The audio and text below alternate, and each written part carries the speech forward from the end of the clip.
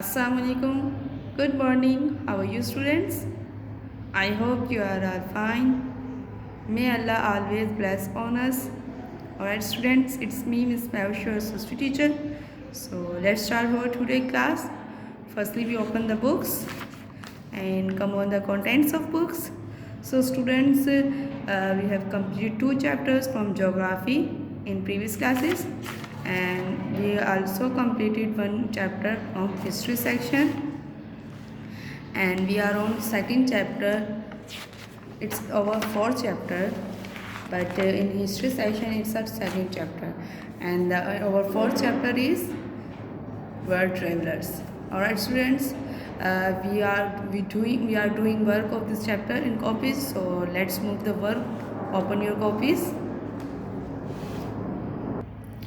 सब स्टूडेंट्स ने अपनी कॉपीज़ ओपन कर ली होंगी, तो आप लोग अपना साथ साथ काम भी कंप्लीट कर रहे होंगे। हमने अपना ये चैप्टर स्टार्ट किया था वर्ल्ड ट्रेवलर्स, और हमने इसकी हेडिंग डाल के इसके क्वेश्चन आंसर किए थे। ठीक है, आपने भी इसी तरीके से काम किया होगा। इसके बाद हमने अपने क्वेश्चन नंबर 3 भी किया था, और इस चैप्टर के हमारे सिर्फ 3 ही क्वेश्चन थे। ठीक है, फिर उसके बाद मैंने आपको, जो कि कल यस्टरडे क्लास में मैंने आपको एक क्वेश्चन नंबर 3 करवाया था, और साथ में मैंने आपको ये होमवर्क टास्क दिया था। तो आई होप आपने ये किया होगा, क्वेश्चंस फाइंड किए होंगे। तो आइए हम आप इन क्वेश्चंस को, अपने क्वेश्चंस को या क्वेश्चंस के आंसर को टैली कर लें मेरे आंसर से। ठीक है, सो स्टूडेंट्स, इनके आंसर हम अपने ब्लू पेन से लिखेंगे। तो हमारा क्वेश्चन नंबर 1 क्या था? हमने सबसे पहले इसकी एक क्वेश्चन लिखा था, आंसर द फॉलोइंग क्वेश्चन। ठीक है, फिर उसके बाद मैंने आंसर 1 हमारा था, who was Kublai Khan. Kublai Khan कौन था? ठीक है, तो आप लोगों ने आंसर लिखा होगा। आई होप आप सब मुझे आंसर दे रहे होंगे, क्योंकि आप अपना टास्क कंप्लीट किया होगा आपने। तो हमारा आंसर है, कुबलाई खान कौन था? एक मंगोलों का रूलर, हुक्मरान था 13वीं सदी में, 13th सेंचुरी में। ऑलराइट, तो इसका यही लिखेंगे, he was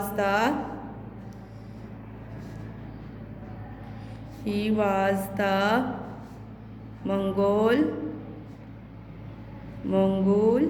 ruler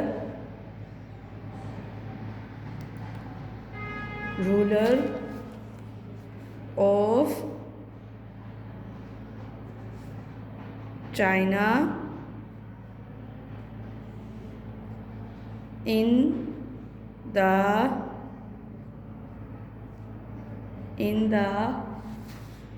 13th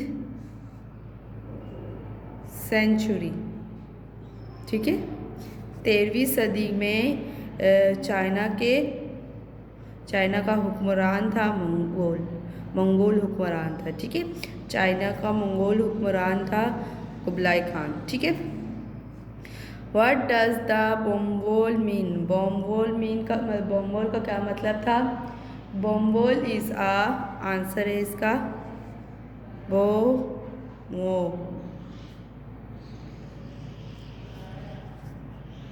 is a German word. ठीक है, कोमा मीनिंग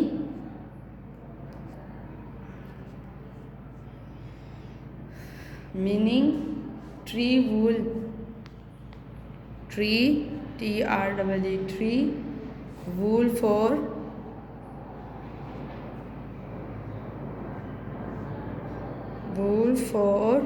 कॉटन। ठीक है, वूल फॉर कॉटन।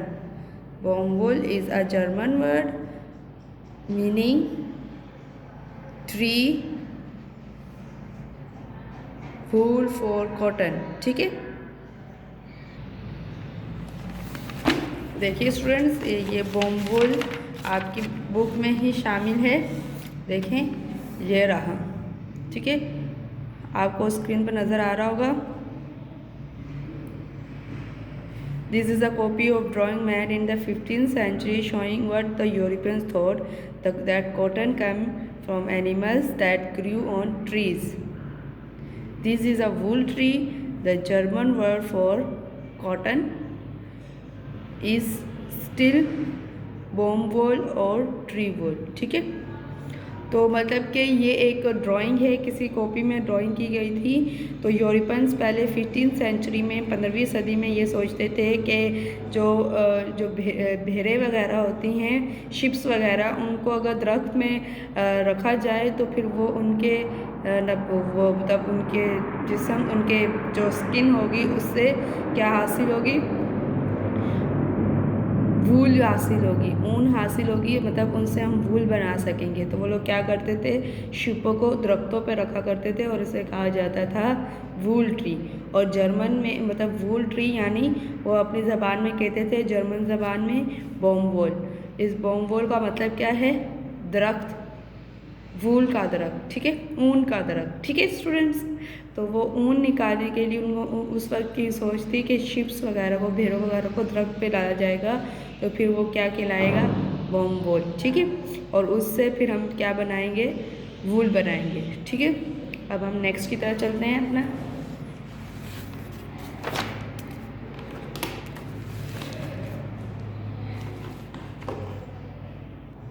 तो क्वेश्चन था, give the name and length of Columbus ship given to him by the Spanish king. ठीक है,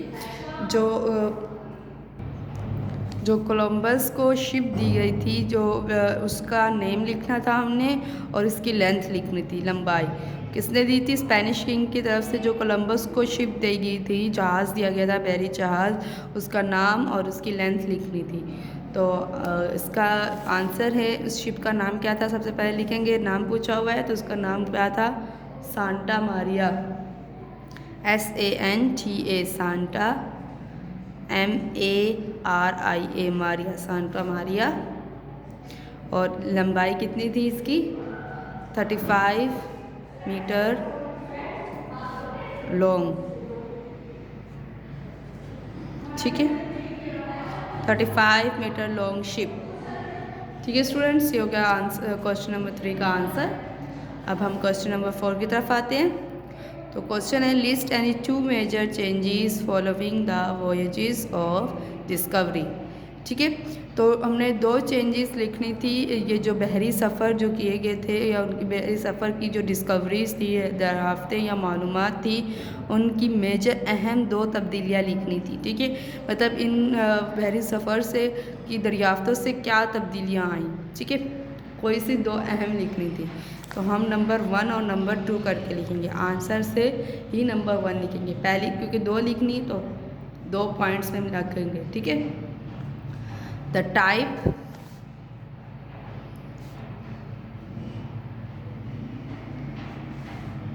type of goods that were traded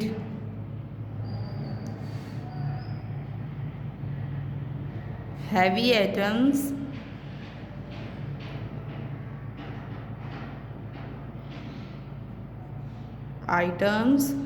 heavy items could be COULD could be shipped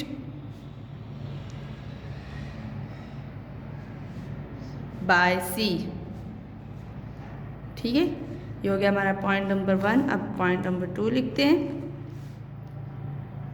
the centre of trade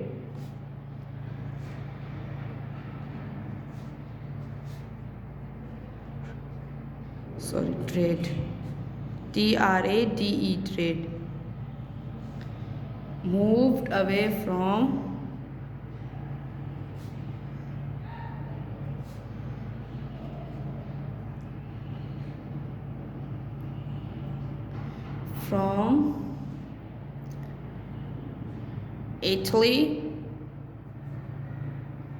Italy का I बड़ा आएगा, capital आएगा, Italy and land roots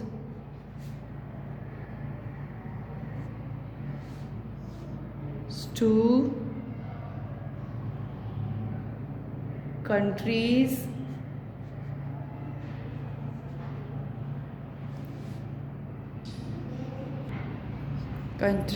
on the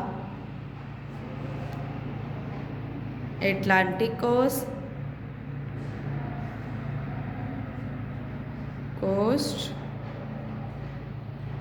जैसे England, France, Spain and Spain. ठीक है, ख़त्म कर दिया हमने।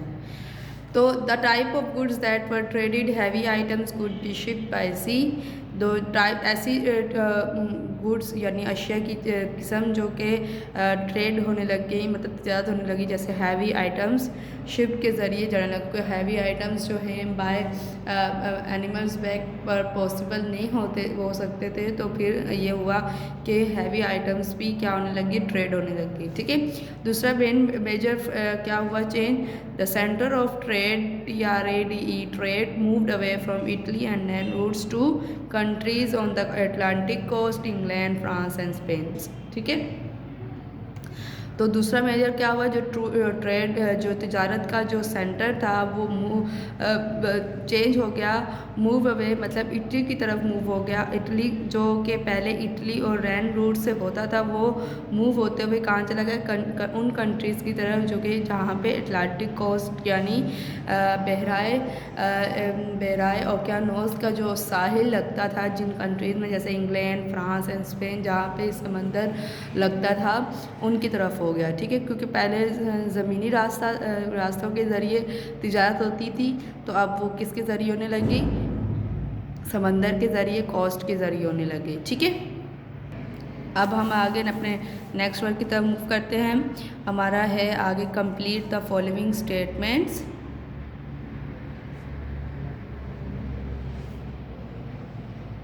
Complete the following statements by writing the correct answer, CORROECT correct answer, correct answer. Complete the following statements by writing the correct answer.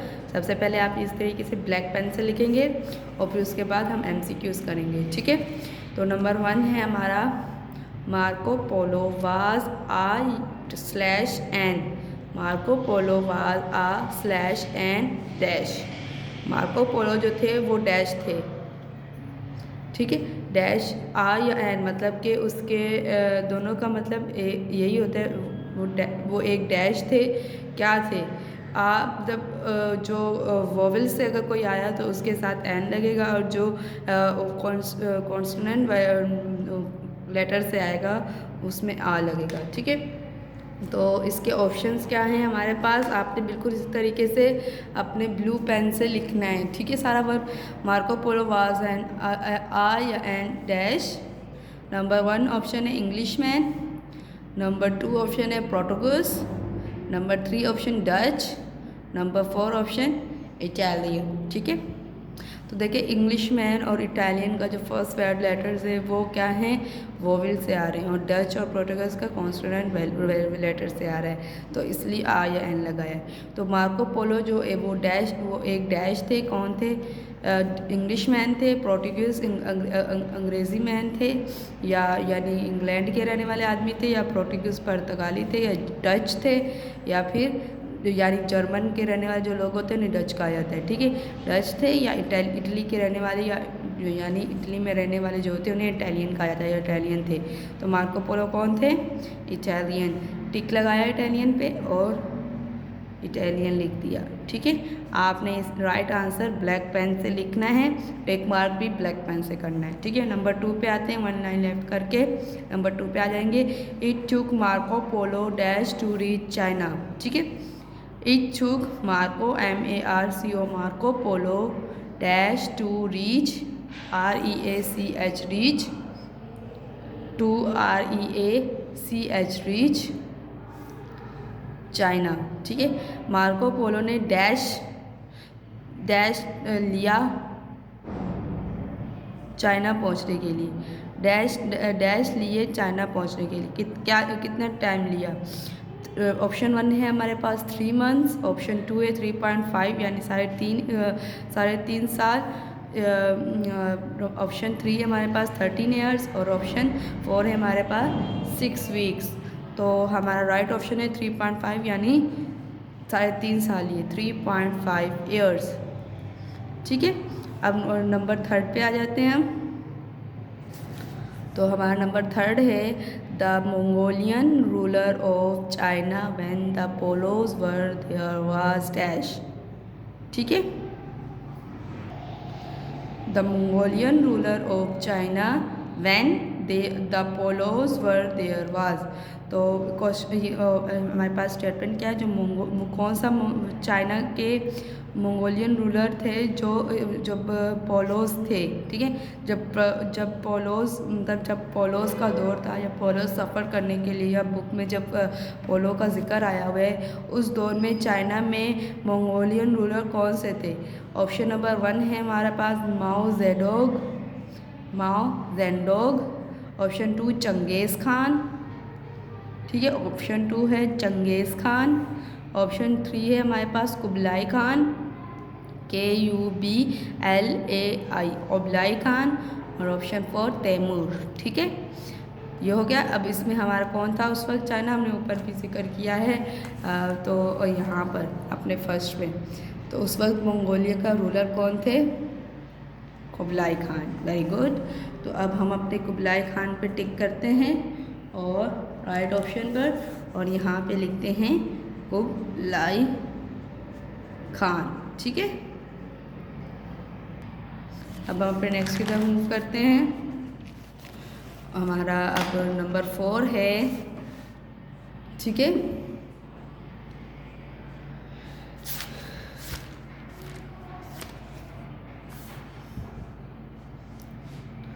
Number 4 Bartholomew Diaz was dash was /and dash. ठीक है, Bartholomew Diaz was या N dash. Bartholomew जो थे, Bartholomew Diaz was वो एक dash थे वो। अब बार्थोलोम्यू डियाज कौन थे। नंबर 1 ऑप्शन है हमारे पास थिंकर, ऑप्शन 2 है हमारे पास एक्सप्लोरर, और नंबर 3 है हमारे पास ऑप्शन साइंटिस्ट, और ऑप्शन 4 है हमारे पास एस्ट्रोनॉमर। ठीक है, तो बार्थोलोम्यू डियाज जो थे वो एक डैश कौन थे, थिंकर यानी फ़लसफ़ी, एक्सप्लोरर यानी खोजी, साइंटिस्ट यानी सियासतदान, या एस्ट्रोनॉमर यानी इल्म फल्कियात का, मतलब फल्कियात का इल्म रखने वाले जो होते हैं एस्ट्रोनॉमर। ठीक है, तो कौन थे, फ़लसफ़ी थे, एक्सप्लोरर खोजी थे, साइंसदान थे, एस्ट्रोनॉमर थे। ठीक है, टिक लगाएंगे एस्ट्रोनॉमर पर और एस्ट्रोनॉमर लिखेंगे। ठीक है, अब हम नंबर 5 पे आ जाते हैं। Christopher Columbus was searching for another route to dash. Christopher Columbus जो हैं वो सर्च कर रहे थे, खोज लगा रहे थे अनदर रूट टू डैश, एक दूसरा रूट, रास्ता डैश पे तरफ। ऑप्शन 1 है द नॉर्थ पोल की तरफ, या अंटार्कटिका। ऑप्शन 3 है हमारे पास ऑस्ट्रेलिया, ऑप्शन 4 है इंडिया एंड चाइना। तो क्रिस्टोफर कोलंबस किसका कोई दूसरा रास्ता फाइंड कर रहे थे, इंडिया एंड चाइना का। तो इंडिया एंड चाइना पे टिक मार करके इंडिया एंड चाइना लिखते हैं। ठीक है, अब नंबर 6 पे आ जाता है। The newly discovered land was named America after dash. नया जो दरियाफ्त हुआ था, नई ज़मीन जो दरियाफ्त हुई थी, इसका नाम अमेरिका रखा आफ्टर डैश के बाद। किसने नाम रखा था, द किंग ऑफ स्पेन के किंग ने यानी बादशाह ने, अमेरिगो वेस्पुसी ने, कोलंबस ने, या वेस्को ड गामा ने। तो अमेरिगो वेस्पुसी ने तलाश किया था, तो उनका नाम अमेरिगो वेस्पुसी। ठीक है, वेस्पुसी। ठीक है, ये हो गया हमारा 6। अब नंबर 7 पे आ जाते हैं। The Malabar coast is situated in dash. जो मालाबर कोस्ट है यानी मालाबर के साहिल जो है वो डैश पे वाक़या है, कायम बनी हुई है, लोकेटेड है से सिचुएटेड मतलब कायम है, बनी हुई है, ठीक है, तामीर है। तो कहाँ पे है? ऑप्शन 1 है Kenya, option 2 China, option 3 Indonesia या ऑप्शन 4 इंडिया। जी बिल्कुल ठीक, हमारा ऑप्शन है इंडिया। इंडिया में वाक़या है मालाबर कोस्ट। ठीक है स्टूडेंट, तो ये हो गया हमारे MCQs। ठीक है, ये हमने अपने MCQs कर लिए हैं। तो हमने यहाँ पर आज की डेट नहीं मेंशन की, तो हम सबसे पहले अपनी डेट मेंशन करेंगे। हमारी डेट है आज की 17/12/2020 थर्स CW। ठीक है, 17/12/20 थर्स/CW। ठीक है, थर्स/CW। डेट लाजमी मेंशन कीजिएगा। अपना वर्क बिल्कुल इसी तरीके से कंप्लीट कीजिएगा जैसे आपको स्क्रीन पे नज़र आ रहा है, इससे भी अच्छी राइटिंग में कंप्लीट कीजिएगा। ठीक है, आपने स्टूडेंट्स हमारे आज वर्क में MCQs थे और साथ में हमने ये वर्क भी टैली किया है। तो एक बार मैं रिव्यू कर लेती हूँ ताकि आप सब देख लें। हमने इनके आंसर लिखे आज और साथ में हमने MCQs भी किए हैं। तो स्टूडेंट्स यहाँ पर हमारा वर्ल्ड ट्रेवलर्स का चैप्टर कंप्लीट होता है। हमने यहाँ पे अपना काम कंप्लीट कर लिया। अब आप अपनी हेडिंग डालेंगे, अपनी हेडिंग डालिए जी। बिल्कुल नेक्स्ट न्यू पेज पर आपने हेडिंग डालनी है, अपने मार्कर से हेडिंग डालिएगा। आपने हेडिंग डालनी है second assessment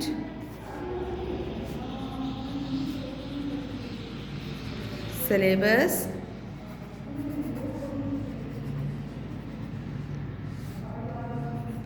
has been completed। ठीक है, आपने पूरे पेज पर यहाँ पे हेडिंग डालनी है। आपने अपने ज्योग्राफी साइड पे भी ये हेडिंग डालने हैं और अपनी हिस्ट्री के साइड पे भी ये हेडिंग डालने हैं। ठीक है, इस वर्क के बाद आपने अपने ज्योग्राफी के जो 2 चैप्टर्स का है, मैं आपको इंडेक्स दिखा देती हूँ पहले। सो स्टूडेंट्स हम अपने इंडेक्स पे आ गए। तो हमने अपने ज्योग्राफी में 2 चैप्टर किए हैं, वर्ल्ड पॉपुलेशन और major occupation in the world. आप यहाँ पे भी लिख लेंगे सेकंड असेसमेंट सिलेबस कंप्लीटेड। ठीक है, इसी तरीके से हिस्ट्री में हमने 2 चैप्टर कर लिए, डेमोक्रेसी एंड ह्यूमन राइट्स और वर्ल्ड ट्रेवलर। तो यहाँ पे भी आप लिख लेंगे सेकेंड असेसमेंट कंप्लीटेड। ठीक है स्टूडेंट्स, अब अपने यहाँ पर अपने चैप्टर्स के बाद इन दोनों चैप्टर्स के बाद आपने ज्योग्राफी में भी हेडिंग डालनी है और आपने हिस्ट्री में भी ये हेडिंग डालनी है। ठीक है स्टूडेंट्स, आज की क्लास हमारी यहीं पे ख़त्म होती है। अपना काम कंप्लीट कर लीजिएगा। ठीक है, और अपना ख्याल रखिए, मुझे अपनी दुआओं में याद रखिए। आज की क्लास से इजाज़त चाहती हूँ। खुदा हाफिज़।